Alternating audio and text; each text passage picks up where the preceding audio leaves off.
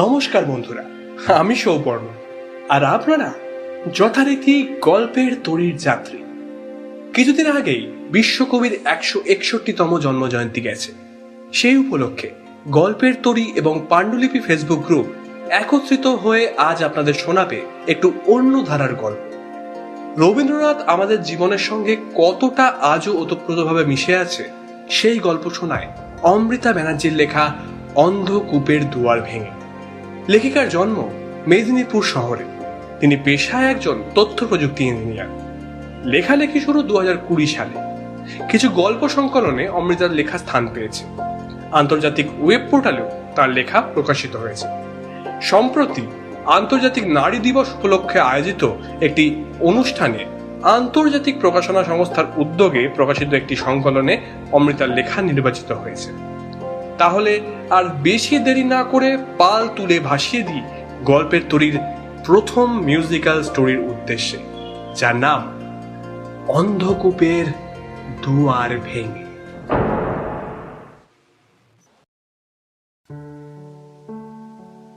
তাহলে রক্তকরবী ফাইনাল। আর মাত্র 7 দিন পরেই কিন্তু রবীন্দ্র জয়ন্তী। আমাদের হাতে একদম সময় নেই। এমনিতেই আমরা প্রত্যেকে ব্যস্ত থাকায় এবার সিদ্ধান্ত নিতে বড় দেরি হয়ে গেল। আর শোন, গান নাচ আবৃত্তির দিকটা শুক্লাদি সামলে নেবেন, কিন্তু নাটকের পুরো দায়িত্ব শুধু আমার আর তোর হিমা।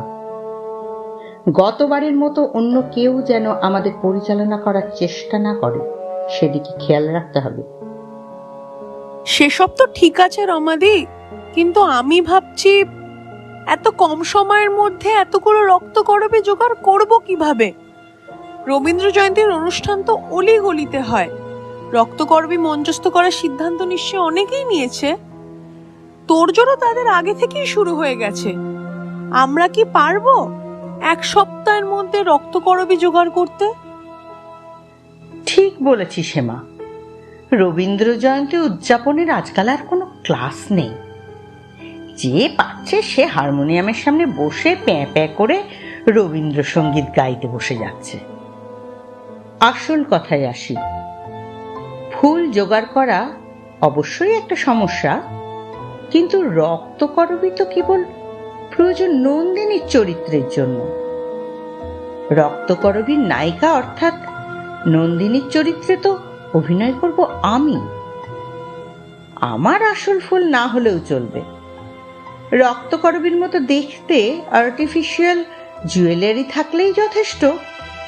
আসলে ভাবছি এবার আমাদের নাটককে আকর্ষণীয় করার জন্য আমি দুবাই থেকে কেনা রোজ সেট গোল্ড নেকলেসটা পরব। নন্দিনীর গায়ে সোনার গয়না? এমন তো রবি ঠাকুর লেখেননি। উনি তো থাম হেমা। রবি ঠাকুর কি লিখেছেন আমি খুব ভালো করে জানি। ছোট থেকে এখনো পর্যন্ত কতবার রক্তকরবীতে অভিনয় করেছি তার হিসেব আমার নিজের কাছেও নেই, বুঝলি। রক্তকরবীর প্রতিটা সংলাপ আমার কণ্ঠস্থ, কিন্তু বর্তমান যুগে এমন অনেক কিছুই হচ্ছে যা রবি ঠাকুরের সময় হয়নি। তাই আমি ওই নেকলেসটা পরার সিদ্ধান্ত নিয়েছি। দর্শক টানার জন্যও তো আমাদের বিশেষ কিছু করা উচিত। আর একটা কথা, কণিকাকে দিয়ে চন্দ্রার চরিত্রে অভিনয় করানোর দায়িত্ব কিন্তু তোর। গতবার ওর স্বামীর প্রতিপত্তির জোরে আমাদের ক্লাবে মোটা টাকা ডোনেশন দিয়ে নাটকের মাথা হয়ে উঠেছিল।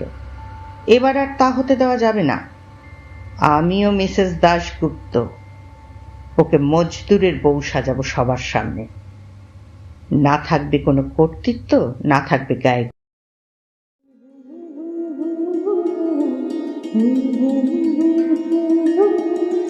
সেজে চমকে বেড়ায় বৃষ্টি এড়ায়, যায় না তারে বাধা। সেজে লাগায় পেরে পালায় ঠিক, লাগায় চোখে ধাঁধা। লা লা লা লা লা লা লা। ফোনে কথা চলাকালীন গানের কলি ভেসে আসায় কিঞ্চিত বিরক্তি বোধ করলেন রমা। লাইন কেটে দিয়ে বসার ঘরের লাগোয়া লম্বা ঝুল বারান্দায় এসে দাঁড়ালেন। ঠিক যা ভেবেছিলেন তাই। ঝিল মেঝের উপর বসে গোলাপ গাছের পরিচর্যা করতে করতে গুনগুন করছে, দুটো হাতে মাটি মাখামাখি। ঝিলের এইসব কীর্তিকলাপ দেখলে রমার ভীষণ রাগ হয়। তার চেয়েও বেশি রাগ হয় নিজের আত্মজোর ওপর। দাশগুপ্ত বংশের উত্তরাধিকারীর পছন্দের নমুনা দেখে সমাজ রমাকে কত রকম ব্যঙ্গ বিদ্রুপ করে, তা কি কোনোদিন ছেলে ভেবেছে?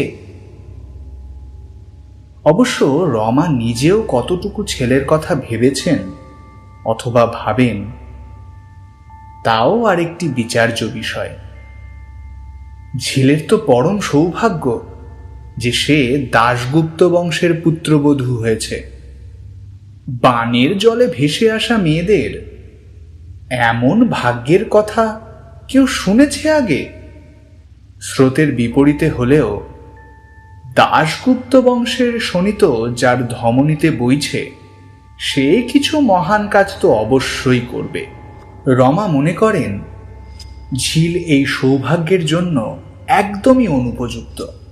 অভিজাত বংশের সদস্য যখন হয়েছে সে, তখন সেই বংশের ছাঁচে নিজেকে গড়ে তোলা তার পরম কর্তব্য হওয়া উচিত। কিন্তু ঝিলের সেই দিকে কোনো খেয়ালই নেই। কেবল সুতির শাড়ি পরে এক মাথা চুল পিঠের উপর ফেলে মালির সঙ্গে বাগানের পরিচর্যা চলছে। একটু মডার্ন ড্রেস পরে পার্টিতে যাতায়াত না করলে চলে? রমা তো কতবার চেষ্টা করেছেন মেয়েটাকে নিজের মতো করে গড়ে পিঠে নেওয়ার। বলেছেন ঘরে একা বসে না থেকে সন্ধেবেলা ওনার সঙ্গে কিটি পার্টিতে যেতে, কিন্তু ঝিলের ওইসব পছন্দ নয়। কিটি পার্টিতে অভিজাত মহিলাদের ধূমপানের ধোঁয়ায় নাকি ওর নিঃশ্বাসের কষ্ট হয়। তার চেয়ে একা ঘরে বসে রবি ঠাকুরের স্তব করেই ও পরম তৃপ্তি পায়। রমার মতে রবি ঠাকুর আছেন অবশ্যই, কিন্তু তাকে নিয়ে সারাদিন পড়ে থাকলে তো চলে না। একটু club, party, socially smoking, drinking না করলে কি আর সমাজে স্টেটাস বজায় থাকে?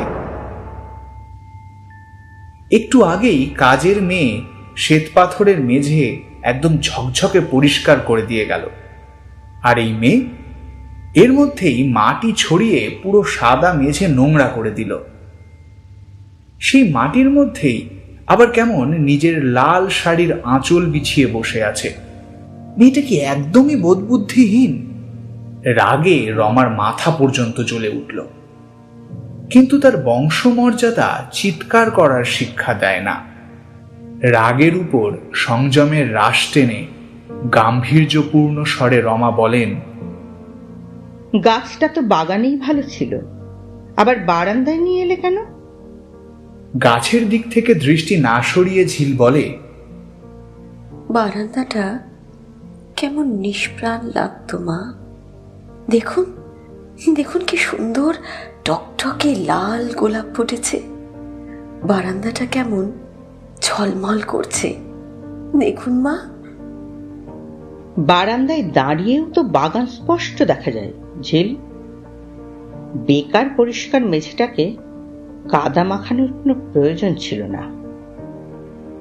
মা, রবি ঠাকুর বলে গেছেন, প্রাণ ভরিয়ে তৃষা হরিয়ে মুরে আরো আরো আরো দাও প্রাণ, তব ভুবনে তব ভবনে মুরে আরো আরো আরো দাও স্থান। মা, প্রাণের তৃষ্ণা যে কিছুতেই ঘোচে না মা। নিষ্প্রাণ জ্বর বস্তু হয়তো হিসেবের খাতাকে স্ফীত করতে পারে, কিন্তু প্রাণের পরশ না পেলে যে প্রাণের আরাম হয় না মা। থাক এখন এসব কথা, তুমি তো আবার রবীন্দ্র অনুরাগী। আমাদের ক্লাবের পক্ষ থেকে রবীন্দ্র জয়ন্তী উদযাপনের জন্য সাংস্কৃতিক অনুষ্ঠানের আয়োজন করা হচ্ছে। তুমি কি অংশগ্রহণ করতে ইচ্ছুক? আচ্ছা মা, আমরা রবীন্দ্র জয়ন্তী কেন পালন করি? এ আবার কেমন প্রশ্ন? অবশ্যই রবি ঠাকুরকে শ্রদ্ধা জানানোর জন্য। নন্দিনী সোনার গহনা পরলে কি রবি ঠাকুর খুশি হবেন মা? অর্থাৎ বিশেষ কিছুই নয় মা।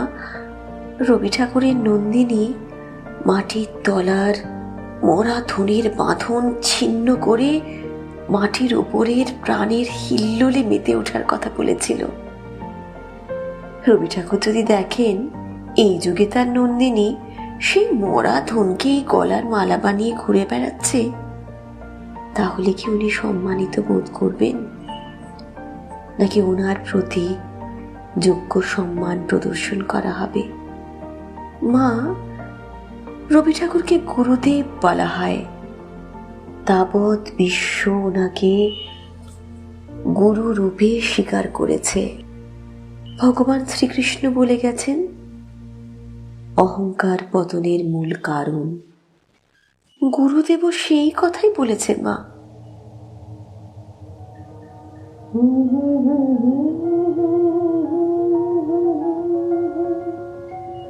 নিজের করিতে গৌরবদান, নিজের কেবলি করিয়া অপমান, নিজের করিতে গৌরবদান, নিজের কেবলি করিয়া অপমান, আপনারে শুধু ঘেরিয়া ঘেরিয়া ঘুরে বড়ি পলে পলে আমার মাথা নত করে দাও হে তোমার চরণ ধুলার সঙ্গে।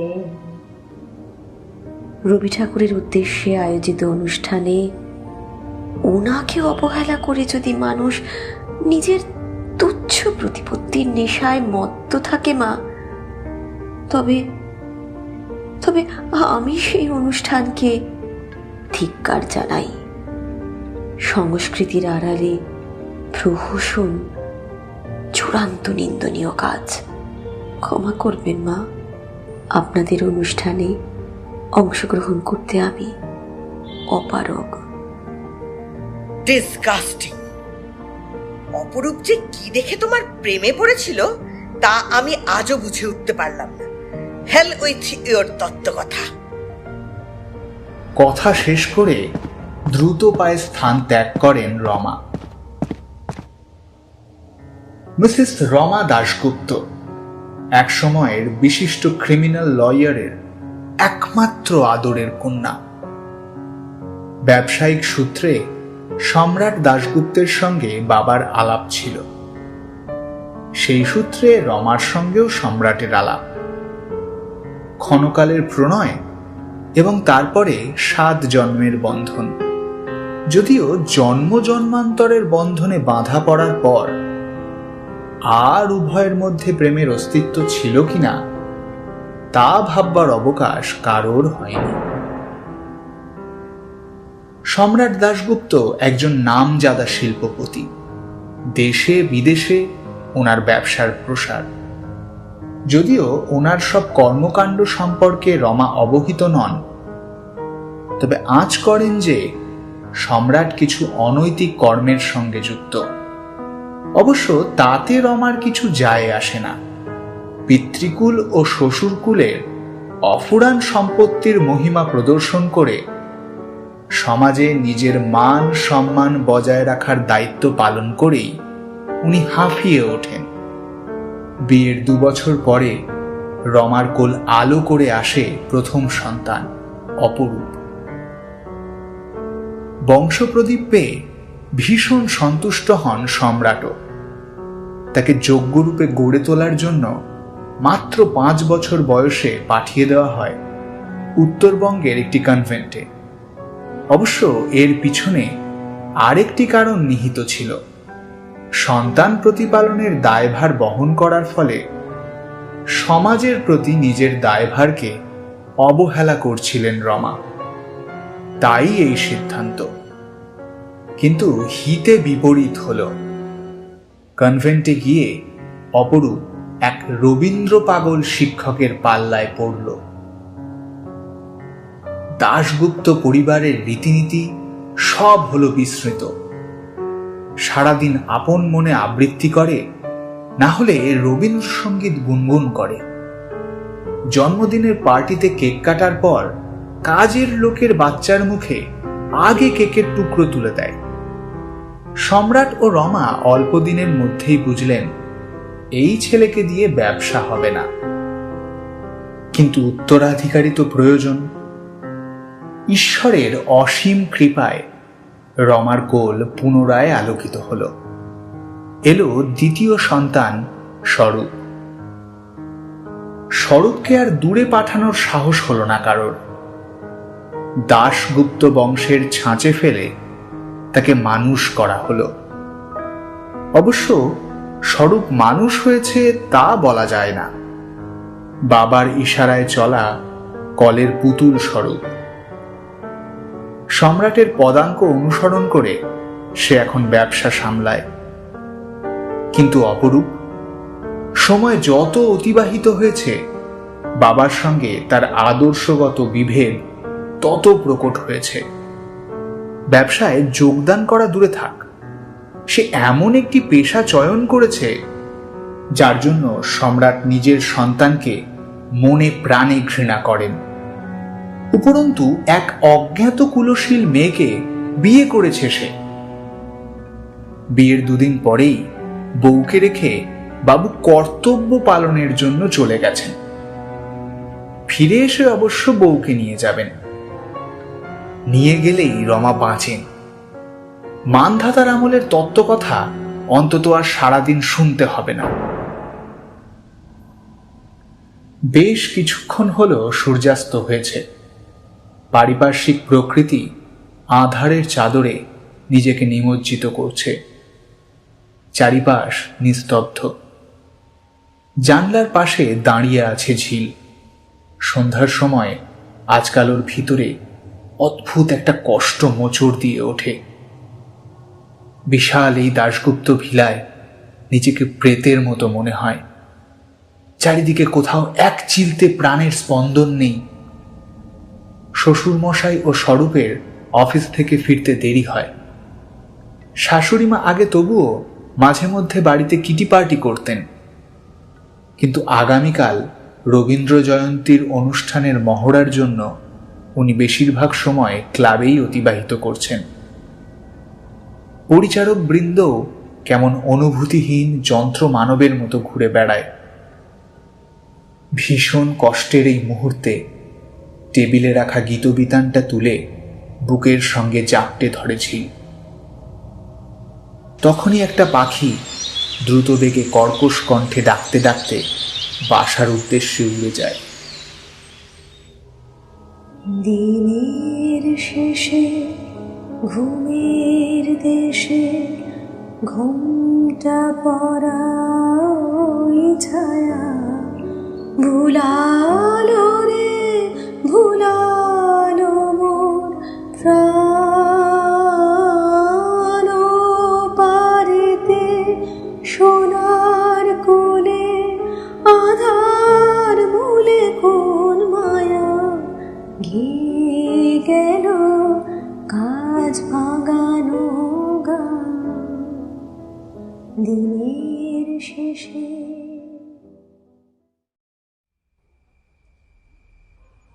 ঘরে যারা যাবার তারা কখন গেছে ঘর পানে পারে, যারা যাবার গেছে পারে ঘরেও নহে পারেও নহে যে জন আছে মাঝখানে সন্ধ্যাবেলা। তোমাকে কতবার বলেছি না এই গানটা গাইবে না? বলে ঝিলের ঠোঁটের উপর আঙুল রাখে অপরূপ।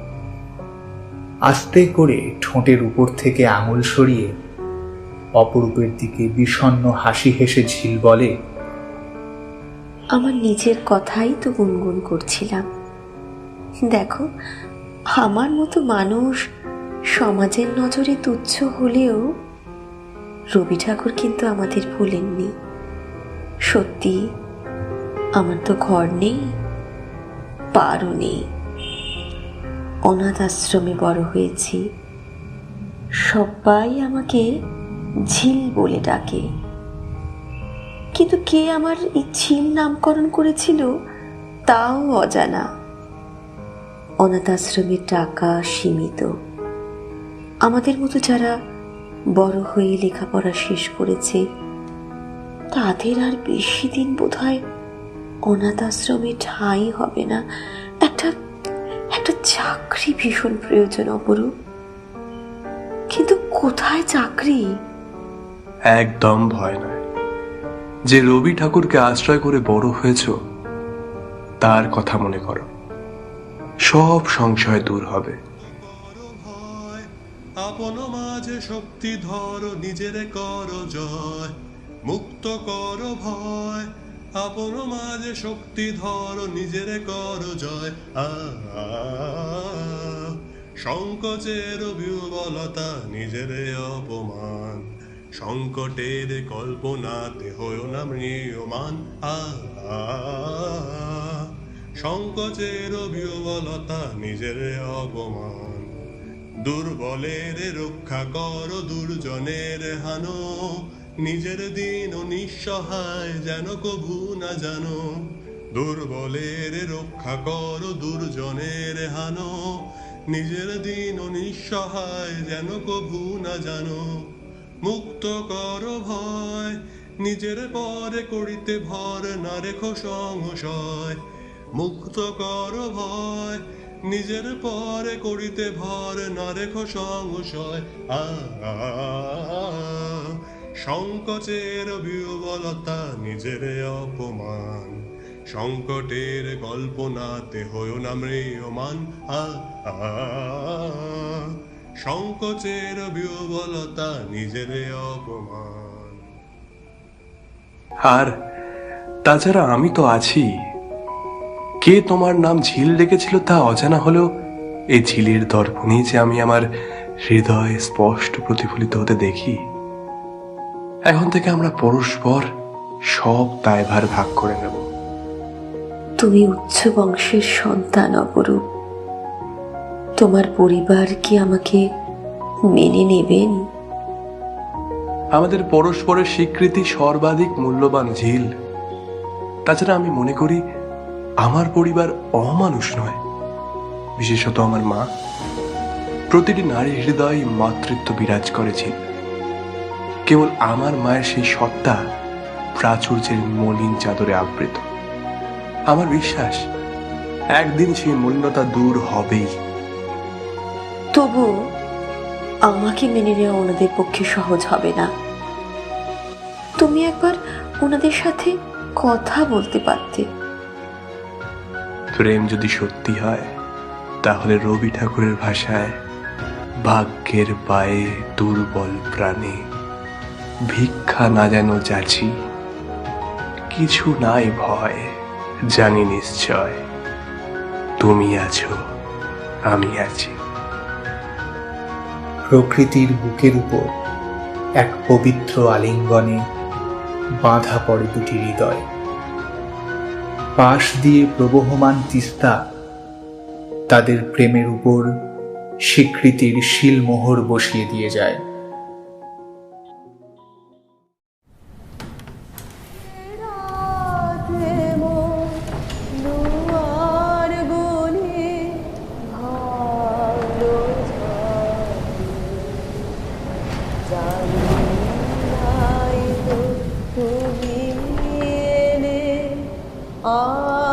আমার ঘরে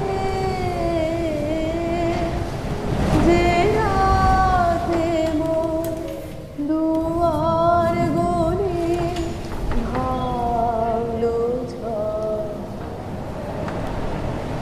সব যে হয়ে গেল আলো, নিবে গেল দ্বীপের আলো।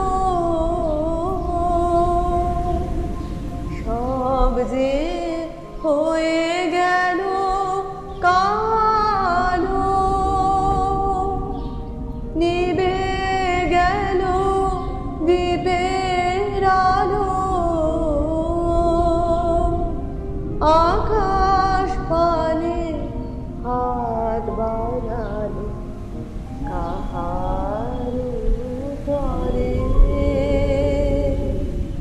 জানি নাই তো তুমি এলে আমার ঘরে,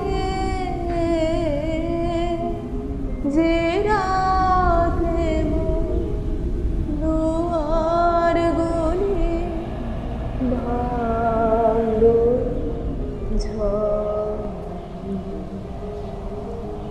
ফুলশয্যার রাতে প্রবল ঝড় দেখে এই গানটা ধরেছিল ঝিল। অপরূপ ওকে পিছন থেকে জড়িয়ে ধরে বলেছিল, রবি ঠাকুর কত বড় দার্শনিক ছিলেন ভাবো।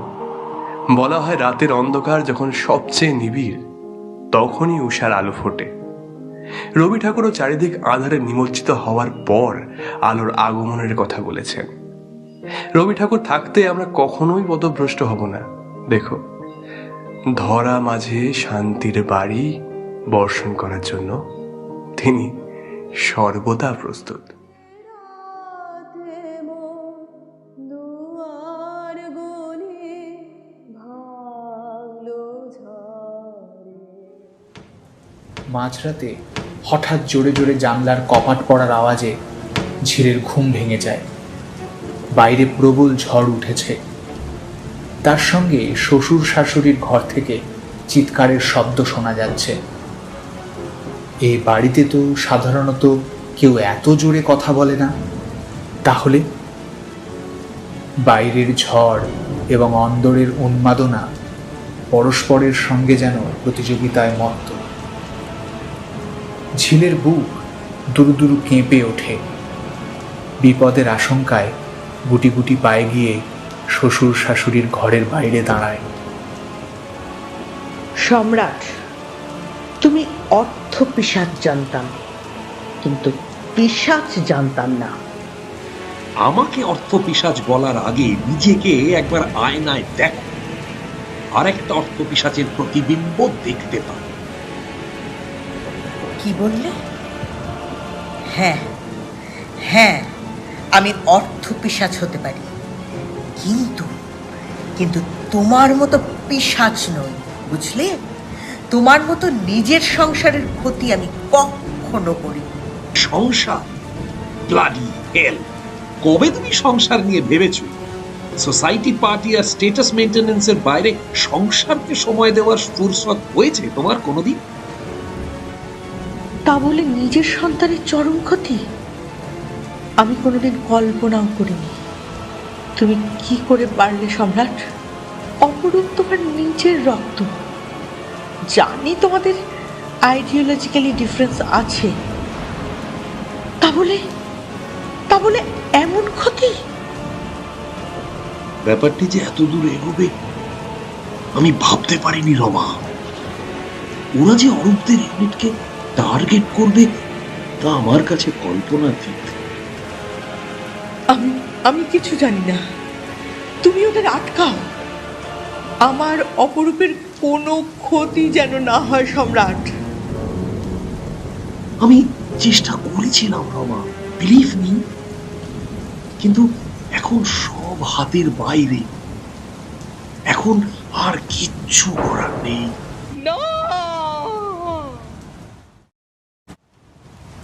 নিজের ঘরে জানলার পাশে বাইরের দিকে এক দৃষ্টিতে তাকিয়ে দাঁড়িয়ে আছে ঝিল। ঘর অন্ধকার, বাইরে প্রবল তুফান চলছে, লণ্ডভণ্ড হয়ে যাচ্ছে চরাচর। সৃষ্টি যেন বিনাশ লীলায় মেতে উঠেছে। সহসা নিজের কাঁধের উপর আলতো স্পর্শ অনুভব করে ঝিল। একটু পিছন ফিরে দেখে রমা দাঁড়িয়ে। আবার জানলার দিকে চোখ ফিরিয়ে ঝিল বলে, ছায়া যখন কায়াকে অতিক্রম করে তখন সৃষ্টি স্বয়ং সেই তমসা দূর করে নতুন আলোর প্রকাশ ঘটায়। মনে করুন মা রবি ঠাকুরের কথা, যদি মাতে মহাকাল উদ্দাম জটা জাল, ঝড়ে হয় লুণ্ঠিত, ঢেউ ঢেউ তাল, হইও না কুণ্ঠিত, তালে তার দিও তাল, জয় জয় জয় গান গাইও।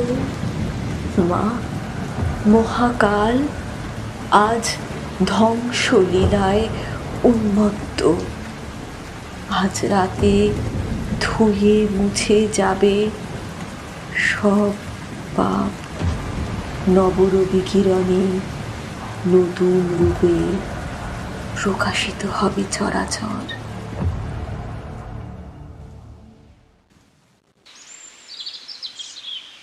ঘড়িতে সকাল 7টা। সম্রাট রমার ঘরের দেওয়ালে টাঙানো পেল্লাই আকারের টিভি স্ক্রিনে শোনা যাচ্ছে, গত রাতে সেনাবাহিনীর একটি ইউনিটের উপর একটি জঙ্গি গোষ্ঠী অতর্কিতে হামলা চালায়। সেনাবাহিনীর অফিসার অরূপ দাশগুপ্ত সহ আরও 3 জওয়ান জঙ্গিদের নিঃশেষ করে শহীদ হয়েছেন। সরকার এই আক্রমণে ধীর পায়ে ঘর থেকে বেরিয়ে বারান্দায় এসে দাঁড়ায় ঝিল। বাগানের সবুজের উপর রোদের মাখামাখি। প্রকৃতি যেন সদ্য পুণ্য স্নান সম্পন্ন করে পবিত্র বসন ধারণ করেছে। নিজের পিছনে দাঁড়ানো রমার উদ্দেশ্যে ঝিল বলে, মা, আজ 25শে বৈশাখ, গুরুদেবের জন্মদিবস। আজ কেমন আলোকের ঝর্ণাধারায় নতুন রূপে জাগরিত হয়েছে বিশ্ব। কিন্তু অপরূপ, চাল ছিন্ন করে রাজাকে উন্মুক্ত করার জন্য রঞ্জনকে যে যোগে যোগে আপন বলি দিতেই হয়। কিন্তু মা, রঞ্জন মরে না, বারংবার সে অমরত্ব লাভ করে। আত্মা অবিনশ্বর। একবার পূব দিগন্তের দিকে তাকিয়ে দেখুন, রবির আলোয় অপরূপের অপরূপ হাসি দেখতে পাবেন। রবি ঠাকুরের সঙ্গে মিলনের জন্য যে সে মহাযাত্রায় গমন করেছে। উড়িয়ে ধ্বজা অভ্রভেদী রথে, ওই যে তুমি, ওই যে বাহির পথে।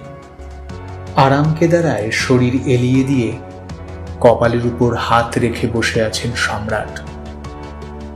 কয়েক ঘন্টার মধ্যে তার বয়স যেন অনেকটা বেড়ে গেছে।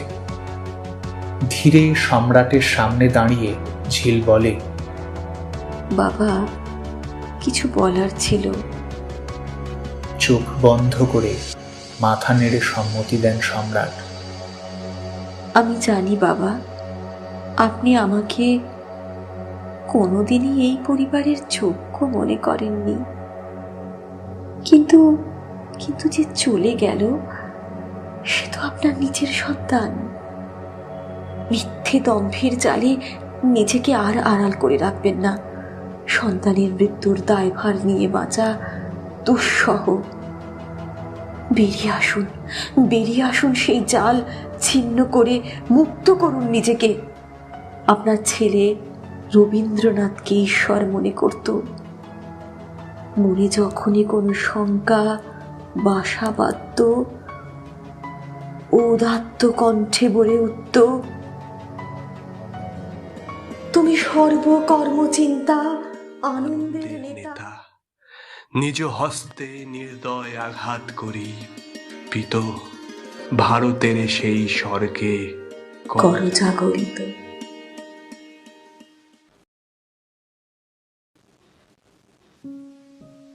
প্রিয় অপরূপ, আজ আরো এক 25শে বৈশাখের প্রভাতে পবিত্র রবি কিরণের স্পর্শে চোখ মেললাম। 2 বছর হলো তুমি নেই। অবশ্য তুমি নেই এ কথা বলি কেমন করে? আমার প্রাণের পরে যে বসন্তের বাতাসটুকু রেখে গেছ, তাতে আমাকে চিরযুবতী করেছে। রবি ঠাকুরের প্রার্থনার দ্বারা উদ্বুদ্ধ হয়ে নাকি নিজের বিবেকের পাপবোধ হইতে অক্ষম হওয়ার দরুন জানি না, বাবা পুলিশের কাছে আত্মসমর্পণ করেছেন বাবার সঙ্গে সব কাজে যুক্ত থাকার জন্য। সর্বগ্রেপ্তার। জঙ্গি গোষ্ঠীর সঙ্গে যোগাযোগ থাকার জন্য ওনাদের মামলার ওপর দেশের ওপর মহলের কড়া দৃষ্টি। তবে আদালতের রায় সম্পর্কে আমি অনভিজ্ঞ।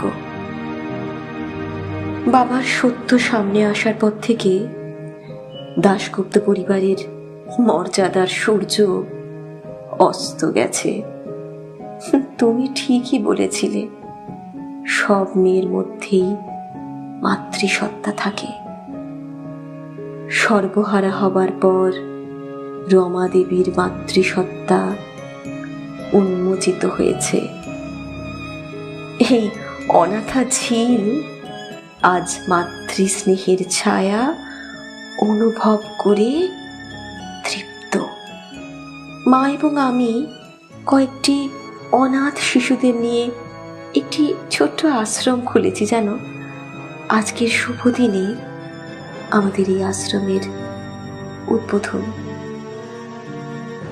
তোমাকে কথা দিয়েছিলাম না, কোনো দিন তোমার জন্য আমার চোখে জল আসবে না। সেই চেষ্টাই তো করি সর্বদা।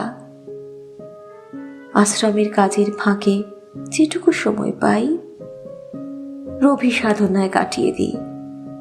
যিনি শতবর্ষ পর তার কবিতা পড়ার কথা বলেছেন, তার সাধনায় আমার এই ছোট্ট জীবন অতিবাহিত হবে না।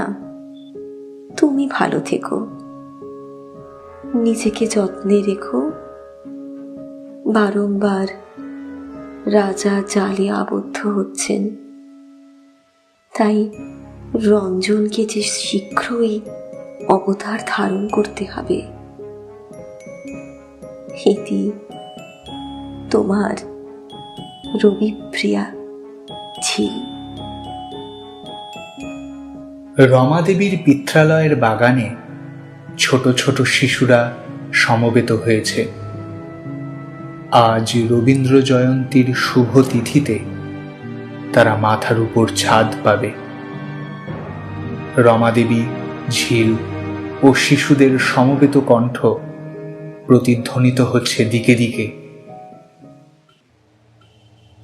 স্নেহ প্রেম দয়া ভক্তি কোমল করে প্রাণ,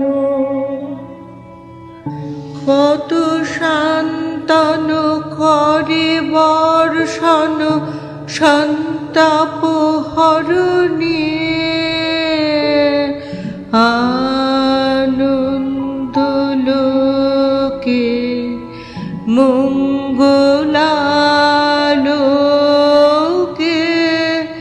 বিরাজ সত্য সুন্দর। জগতে তব কি মহোৎসব বন্দন করে বিশ্ব, শ্রী সম্পদ ভূমাস্পদ নির্ভয় স্মরণে, আনন্দ লোকে মঙ্গলালোকে বিরাজ সত্য সুন্দর।